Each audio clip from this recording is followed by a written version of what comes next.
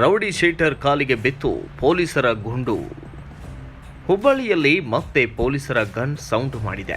ಪೊಲೀಸರ ಮೇಲೆ ಹಲ್ಲೆ ಮಾಡಿ ಎಸ್ಕೇಪ್ ಆಗಲು ಯತ್ನಿಸಿದಂತಹ ಆರೋಪಿ ಆತನ ಕಾಲಿಗೆ ಈಗ ಪೊಲೀಸರು ಗುಂಡೇಟು ನೀಡಿದ ಘಟನೆಯೊಂದು ಆನಂದನಗರದ ಹೊರವಲಯದಲ್ಲಿ ಇಂದು ಬೆಳಗ್ಗೆ ನಡೆದಿದೆ. ಗ್ಯಾಂಗ್ ವಾರ್ ಪ್ರಕರಣದ ವಿಚಾರಣೆ ವೇಳೆ ತಪ್ಪಿಸಿಕೊಳ್ಳುತ್ತಿದ್ದ ಆರೋಪಿಯ ಕಾಲಿಗೆ ಗುಂಡೇಟು ನೀಡಿ ಪೊಲೀಸರು ಬಂಧಿಸಿದ್ದಾರೆ.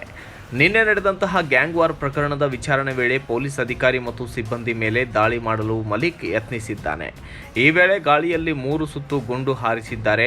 ಆದರೂ ಕೂಡ ಕ್ಯಾರೆ ಎನ್ನದ ಮಲಿಕ್ಗೆ ಕಾಲಿಗೆ ಗುಂಡೇಟು ನೀಡಿ ಪೊಲೀಸರು ಬಂಧಿಸಿದ್ದಾರೆ. ಇನ್ನು ಘಟನೆಯಲ್ಲಿ PSI ವಿಶ್ವನಾಥ್, ಕಾನ್ಸ್ಟೇಬಲ್ ಕಲ್ಲನಗೌಡ, ಶರೀಫ್ಗೆ ಗಾಯಗಳಾಗಿದ್ದು ಗಾಯಾಳುಗಳನ್ನು ಕಿಮ್ಸ್ ಆಸ್ಪತ್ರೆಗೆ ದಾಖಲಿಸಿ ಚಿಕಿತ್ಸೆಯನ್ನು ನೀಡಲಾಗುತ್ತಿದೆ. Bureau report, Kannada Janashri news, Hubballi. ಪೂರ್ತಿ ಸುದ್ದಿ ಅಥವಾ ಸ್ಪೆಷಲ್ ವಿಡಿಯೋಗಳನ್ನು ನೋಡಲು ಹಿಂದೆ ನಮ್ಮ ಕನ್ನಡ ಜನಶ್ರೀ ಯೂಟ್ಯೂಬ್ ಚಾನೆಲ್ ಅನ್ನು ನೋಡಿ, ಜೊತೆಗೆ ಲೈಕ್, ಶೇರ್, ಸಬ್ಸ್ಕ್ರೈಬ್ ಮಾಡುವುದರ ಮೂಲಕ ನಮ್ಮನ್ನು ಪ್ರೋತ್ಸಾಹಿಸಿ.